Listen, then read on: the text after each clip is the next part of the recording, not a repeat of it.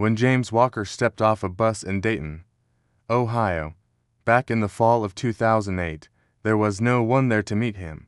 No welcoming committee, no applause, no banner that said "Welcome home," just a profound, heavy silence. James was 34 years old, just discharged from the U.S. Army after serving to deployments overseas. He had a duffel bag in one hand, a stiff walk from old injuries, and a mind that just couldn't seem to find rest. When he wore the uniform, he was Sergeant Walker, a man with a purpose, a leader, someone people respected. But out of uniform, in that quiet bus station, he felt completely invisible. James had joined the Army when he was just 19. He was looking for structure, for discipline. He wanted to be part of something much bigger than himself. And for over a decade, the military delivered on that promise. It gave him a clear set of rules, a clear mission, and most importantly, a clear identity. He knew who he was and what he was supposed to do every single day. But when his service officially ended, all that clarity, it just evaporated. Suddenly, there were no more orders to follow. No strict daily routine to keep him grounded. No sense of direction guiding his next step. There was only one question, a question he couldn't find an answer to, that echoed in his mind. Who am I now? The challenges didn't stop there. James came home with injuries that no X-ray could ever detect. The invisible wounds of war. Nightmares would jolt him awake, drenched in sweat. A sudden, unexplainable anger would bubble up over the smallest things. Being in a crowd felt suffocating, triggering a deep-seated anxiety he couldn't control. Post-traumatic stress wasn't something he talked about. Like so many veterans, James had been conditioned to believe that silence was a sign of strength, that admitting you were struggling was a sign of weakness.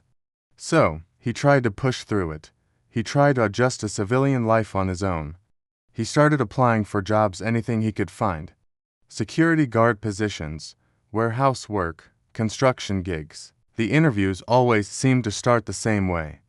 The hiring manager would look at his resume, see his years of military service, and say, "Thank you for your service," but then, the phone would never ring. The rejections came in polite, corporate-speak phrases. "You're overqualified for this position. We decided to go in a different direction. We don't think this role is a good fit for your skill set." Rejection after rejection.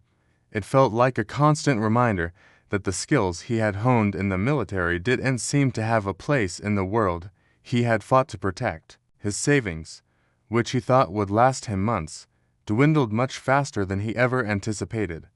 The bills started piling up, each one a stark white reminder of his failing transition. Soon, paying rent became impossible. Overwhelmed with a sense of shame, he stopped answering calls from his family and friends. He didn't want them to know how badly he was struggling. Within a year of coming home, James Walker, a decorated Army veteran, was sleeping in his truck, parked behind a closed-down shopping center. At night, he'd lie in the cab, staring at the worn-out ceiling, and his mind would replay old memories. Not the firefights or the stressful moments from war, but the quiet, soul-crushing moments from his new life. The moment he realized, "I fought for my country, and now I don't even know where I belong in it anymore," rock bottom arrived on a particularly cold winter evening. James walked into a brightly lit fast food restaurant, not so much for the food, but to escape the biting cold for a little while. He carefully counted the loose change in his pocket, just enough to order the cheapest item on the value menu. The cashier barely made eye contact, just going through the motions. But someone else did notice him, a little boy sitting at a nearby table with his mom. The boy leaned over and whispered, just loud enough for James to hear, "Mom, why is that man so sad?" That innocent question shattered something deep inside him. He felt exposed, seen in a way he never wanted to be. He got up, left his food on the table, and walked out into the cold. That night, sitting alone in the freezing cab of his truck, James cried for the first time since he was a scared recruit in basic training. They weren't just tears of sadness, they were tears of frustration, of loneliness, of feeling utterly and completely lost. A few weeks later, something shifted. James found himself at a local VA center. He hadn't gone there seeking help. He told himself he was just going in to use the restroom, to wash his face in a warm sink. But as he was leaving, a volunteer named Mark, a retired Marine with a kind face and knowing eyes, stopped him. He just said hello, and they started talking. It wasn't a therapy session. Mark didn't offer any unsolicited advice or pity. He just listened. He understood. It was a conversation between two men who had worn the uniform, and Mark said one simple sentence that James would never, ever forget. He said, "Your service didn't end when the uniform came off." Those words were a lifeline. Mark introduced James to a veteran peer support group that met at the center.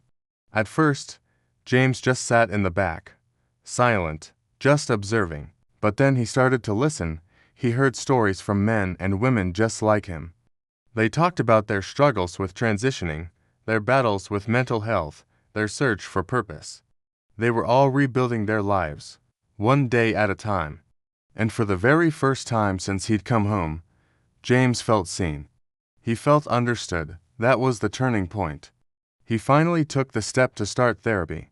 He accepted the help that was offered to him. He stopped pretending he was fine. The healing process wasn't quick or easy. There were setbacks. But for the first time in a long time, it had started. Through his recovery, James discovered something unexpected about himself. He was good with his hands.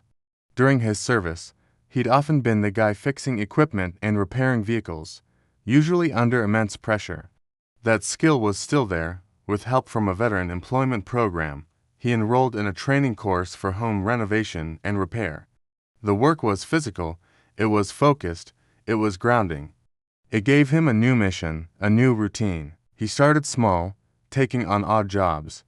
Fixing a broken door for a neighbor, painting a few walls, helping elderly folks in his community with small repairs. The quality of his work spoke for itself, and word started to spread. James didn't become a millionaire overnight.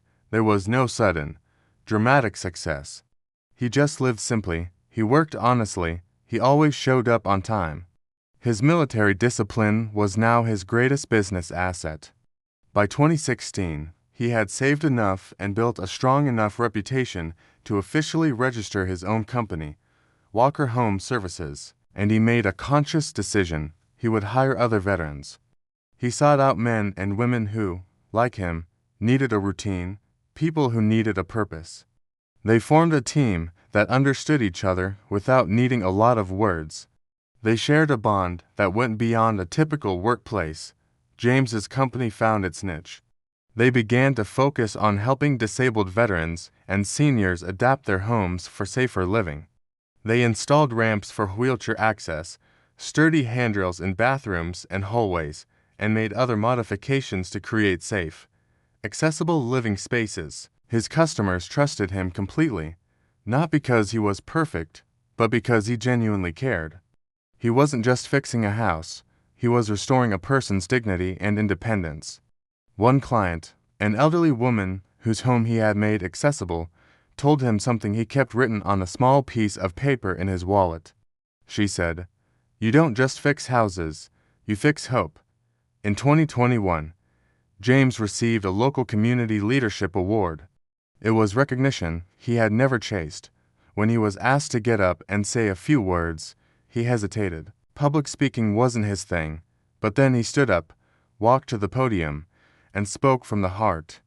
He said, "I was homeless once. I felt forgotten by the country I served. But someone reminded me that I still mattered." The entire room rose to their feet and applauded. This time, the applause wasn't for the uniform he once wore. It was for the incredible resilience of the man standing before them. Today, James Walker employs over 25 veterans. His company is thriving.